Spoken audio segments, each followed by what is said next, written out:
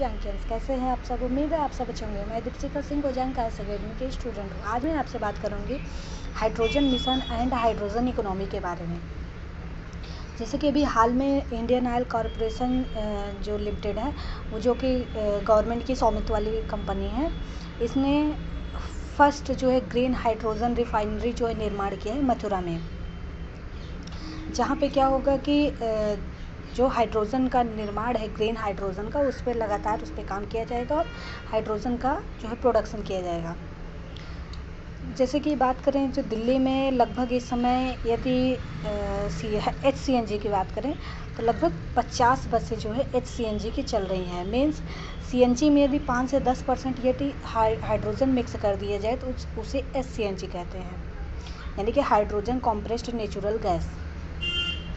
अब बात करेंगे कि जो हाइड्रोजन मिशन है और हाइड्रोजन इकोनॉमी, इसकी बात कहाँ पर की गई है। तो जो इस साल का जो इकोनॉमिक सर्वे आया था तो उसमें इस पर विस्तार से चर्चा की गई है और भारत इस पर बहुत ही फोकस कर रहा है, क्योंकि जिस तरीके से हमारे जो पारंपरिक ईंधन हैं, पेट्रोल, डीजल, ये बहुत तेज़ी से ख़त्म हो रहे हैं और पूरी दुनिया की आबादी तेज़ी से बढ़ती जा रही है, उसका खपत भी बढ़ता जा रहा है और साथ साथ ये प्रदूषण के कारक भी बन रहे हैं। तो इस पर इसीलिए इस पर जो है इन पे निर्भरता धीरे धीरे कम करके हम नवीकरणीय ऊर्जा की ओर लगातार जो है बढ़ रहे हैं, ताकि इस पे ज़्यादा से ज़्यादा रिसर्च किए जा सके और हम अपनी जो है ग्रीन इकोनॉमी की ओर बढ़ सके।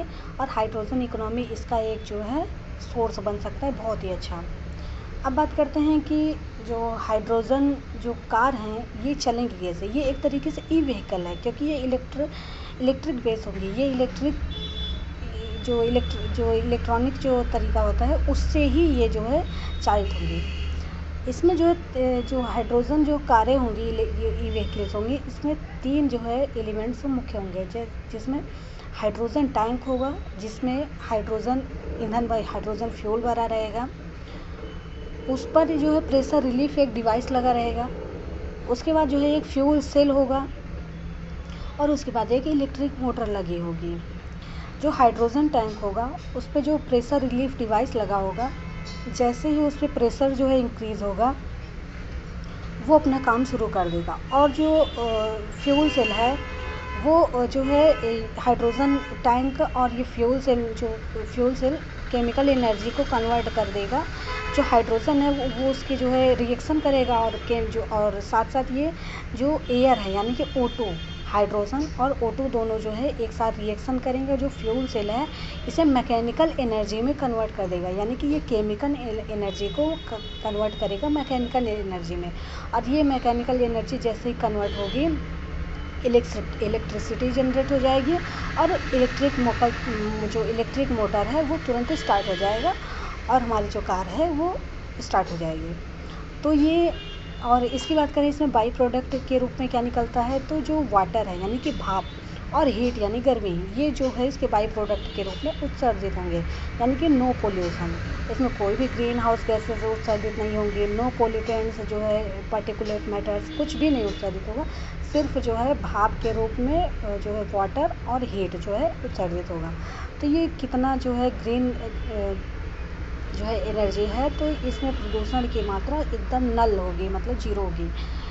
जो हाइड्रोजन है ये जीरो एमिशन फ्यूल इसलिए इसको कहते हैं, अर्थात ओनली वाटर और केवल हीट ही उत्सर्जित होगी। यदि चैलेंज की बात करें तो इसमें चैलेंज क्या है। चैलेंज इसका सबसे बड़ा है हाइड्रोजन का प्रोडक्शन। क्यों? क्योंकि हाइड्रोजन का जो प्रोडक्शन है वो इलेक्ट्रोलिसिस जो है प्रोसेस के जरिए ही उत्पन्न किया जाता है, यानी कि जो एक पानी का बहुत बड़ा टैंक होगा और उसमें जो है इलेक्ट्रिसिटी डाल दी जाएगी और उसके ज़रिए फिर इस प्रोसेस से हाइड्रोजन को जो है उत्पन्न किया जाता है, प्रोडक्शन किया जाता है। अब वैसे तो ये हाइड्रोजन जो ईंधन है ये तो ग्रीन है, लेकिन जो उसको उत्पन्न करने का तरीका है, जो इलेक्ट्रिसिटी जो जनरेट की जा रही है, यदि उसका सोर्स जो है रिन्यूएबल एनर्जी नहीं है तो वो जो है वहाँ पे प्रोडक्शन वहाँ पे जो पोल्यूशन होगा वहाँ पे इसको कहेंगे ब्राउन हाइड्रोजन, यदि जो उस इलेक्ट्रिसिटी का सोर्स, जो इलेक्ट्रिसिटी जो हम पानी में जो डाल रहे हैं, यदि उसका सोर्स जो है कोल है, कोल गैसिफिकेशन के माध्यम से हो रहा है, तो वो जो हाइड्रोजन होगा उसका उत्पादन वो ग्रीन नहीं कहलाएगा, उसे हम कहेंगे ब्राउन हाइड्रोजन। और यदि ग्रीन हाइड्रोजन की बात करें तो जो यदि उसकी बिजली का स्रोत नवीकरणीय ऊर्जा होगा, जैसे कि विंड हो गया, सोलर हो गया या अन्य जो नवीकरणीय स्रोत होंगे, तब जाके वो जो इलेक्ट्रिसिटी इलेक्ट्रोलिसिस प्रोसेस होगी और हाइड्रोजन प्रोडक्शन होगा, उसे ग्रीन हाइड्रोजन कहेंगे। अब बात करेंगे कि सबसे बड़ा चैलेंज तो इसके जो है प्रोडक्शन को ही लेकर है। इस पर लगातार रिसर्च चल रहा है कि हम इस पर किस तरह से इसको जो है ज़्यादा से ज़्यादा जो है इसको प्रोसेस में ला सकते हैं और इसको कॉस्ट इफ़ेक्टिव बना सकते हैं। इसको जो है जो उसका इसको ब्राउन हाइड्रोजन से ज़्यादा ग्रीन हाइड्रोजन में उसको जो है कन्वर्ट करने की जो है प्रक्रिया चल रही है। अब बात करें कि इस क्षेत्र में टेस्ला जो कंपनी है, बहुत ही जो है एलन मस्क की कंपनी है, वो बहुत ही अच्छा काम कर रही है और उनके जो है हाइड्रोजन कार्स जो है आ रही हैं। भारत में अभी जो है इसकी डिमांड इसलिए कम है क्योंकि ये बहुत ही महंगी है, कॉस्टली है और इसकी लगातार मांग चल रही है कि भारत में भी इन कारों को लाया जाए, क्योंकि ये जो है पोल्यूशन कम करती हैं, लोगों का स्वास्थ्य भी बेहतर होता है। जो ग्रीन हाउस गैसेस यदि उत्सर्जित नहीं होंगी तो जो शहर प्रदूषित हो रहे हैं, ये अगर दिल्ली की बात करें तो अगर विश्व के सबसे 10 जो है प्रदूषित शहरों में गिनती की जाए तो दिल्ली का भी नाम उसमें आता है। तो ऐसे में मांग की जा रही है कि जो इस तरह की ई व्हीकल है, हाइड्रोजन ई व्हीकल, इसकी जो है ज़्यादा से ज़्यादा इसको भारत में लाया जाए। लेकिन दिक्कत ये है कि भारत जो है इम्पोर्ट ड्यूटी बहुत ज़्यादा लगाता है, इसलिए ये जो कारें हैं बहुत ही महंगी हो जाती हैं। अभी जो है टेस्ला के जो मालिक हैं एलन मस्क, वो लगातार जो है भारत से जो है मांग कर रहे हैं कि वो अपनी इस इम्पोर्ट ड्यूटी को घटाएं, जिससे जो है भारत में आने पर उसकी जो दाम है वो कम हो और भारत के लोग उसको जो है खरीद सके, अफोर्ड कर सके। जैसे कि ऐसे व्हीकल जिनका टोटल वैल्यू $40,000 से अधिक होता है, $40,000 तक होता है या उससे अधिक होता है, भारत उन पर 100% जो है इम्पोर्ट ड्यूटी लगाता है। ऐसे में जो यदि $40,000 उसका जो है वहाँ पे जो उसके प्रोडक्शन पे कीमत आ रही है या फिर वहाँ पे जितनी उसकी कीमत है, उसके बाद से उस पर 100% लेवी लगाने के बाद वो लगभग 30 से 40 लाख के आसपास हो जाती हैं, इसके आसपास। और एलन मस्क की जितनी भी जो ये गाड़ियाँ आ रही हैं टेस्ला की, वो सारी जो है इसी के रेंज से स्टार्ट ही होती हैं। और यदि 40,000 से लेस है किसी जो है कि कार की जो वैल्यू या किसी व्हीकल की वैल्यू, तो उस पर भारत 60% जो है लेवी लगाता है, इम्पोर्ट ड्यूटी लगाता है। तो ऐसे में जो है भारत के लिए अभी ये मुश्किल हो रहा है कि जो है इस तरह की व्हीकल्स लाना। भारत में भी जो है टाटा कंपनियां लगातार जो है रिसर्च कर रही हैं, तमाम कंपनियां, ताकि इस पर जो है कॉस्ट इफेक्टिव से बनाया जा सके। यदि भारत में इस पर निर्माण हो सकता है, यदि भारत में ऐसी कंपनियां आके अपना जो है असेंबलिंग यूनिट्स लगाती हैं या फिर मैन्युफैक्चरिंग यूनिट्स लगाती है, तो भारत के लिए जो है ये कॉस्ट बहुत ही कम हो जाएगी। टेस्ला की यदि बात करें, यदि टेस्ला भारत में ही आ जाए, तो वहाँ से गाड़ियाँ इंपोर्ट ना होकर यदि भारत में ही काम करने लगे, तो भारत में क्या होगा कि ई व्हीकल का सेगमेंट तेज़ी से इंक्रीज़ हो जाएगा, मार्केट भी इसका जो है जो तेज़ी से पुश हो जाएगा ऑटोमोबाइल्स का। और ऐसी जो पारंपरिक ईंधन है वाली गाड़ियाँ हैं, उनकी मांग धीरे धीरे घटने का जो है प्रयास हो सकता है।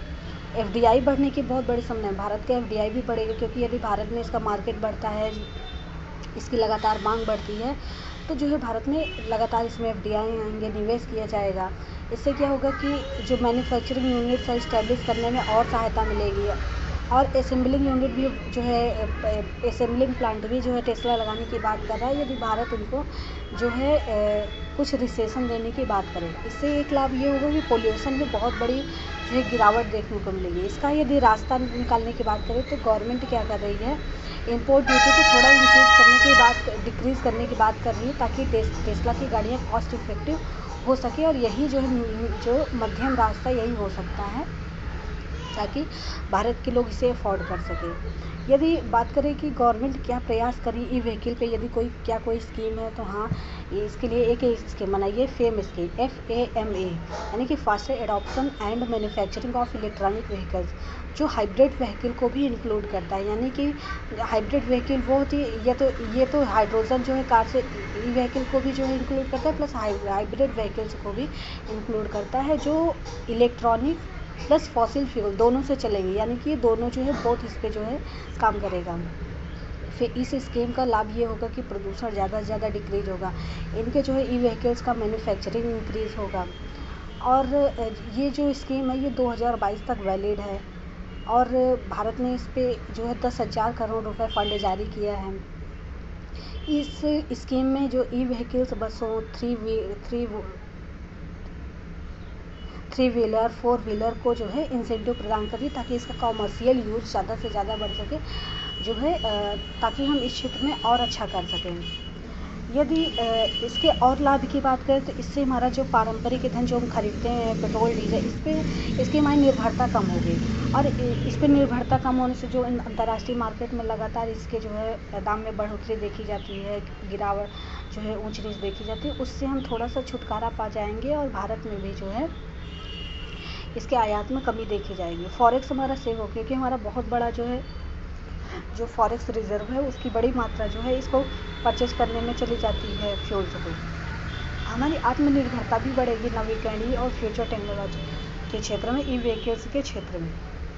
जो वेस्ट एशिया की अस्थिरता है उसका प्रेशर हमारे पर नहीं पड़ेगा क्योंकि यदि अभी हम जो वेस्ट एशिया से ही हम बहुत बड़ी मात्रा में अपना फ्यूल्स खरीदते हैं, जिसके कारण यदि वहाँ पे कोई जो है उठापटक होती है, कोई भी सिविल वार या कोई भी ऐसी सिचुएशन होती है, कोई वॉर छिड़ जाता है या दो देशों में जो है मनमुटाव होता है, कुछ भी कोई दिक्कतें होती हैं, आतंकी गतिविधियाँ होती हैं, तो उसका जो वहाँ पे जो दिक्कतें होती हैं उसका प्रेशर हमारे यहाँ पड़ता है क्योंकि हमें उनसे जो है ख़रीदना पड़ता है जो है फ्यूल को। इससे क्या होगा लाभ कि प्रदूषण डिक्रीज होगा, जो ग्रीन हाउस गैसेज है, पोल्यूटेंट्स है, उसकी मात्रा में गिरावट देखने हम ग्रीन इकोनॉमी की ओर बढ़ जाएंगे। हमारी जो इकोनॉमी है उसकी जीडीपी में भी बढ़ोतरी देखने को मिलेगी, प्लस इन्वायरमेंटल कंसर्न जो हमारा है वो हम सस्टेनेबल की ओर जा सकते हैं लेकर उसको।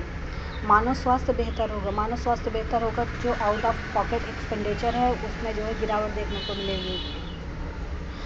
और यदि बात करें कि इससे क्या होगा कि हम हाइड्रोकार्बन्स को जो है के उत्सर्जन को घटा पाएंगे, हमारा जो ईंधन भी बचेगा, जो हम इस पे जो है बहुत अधिक कंजप्शन करते हैं उसको, वो ईंधन जो फ्यूल्स है पारंपरिक ईंधन उसमें जो है वो ईंधन भी हम सेव कर सकेंगे। ये इसका परफॉर्मेंस बहुत बेटर होता है क्योंकि हाइड्रोजन की जो ऑक्टेन रेटिंग होती है बहुत ही अच्छी होती है। तो उम्मीद है दोस्तों आपको हाइड्रोजन इकोनॉमी अच्छे से पसंद आई होगी। इस तरह की और भी वीडियो देखने के लिए प्लीज़ वीडियो को लाइक शेयर एंड सब्सक्राइब कीजिए and press the bell icon. Thank you for listening.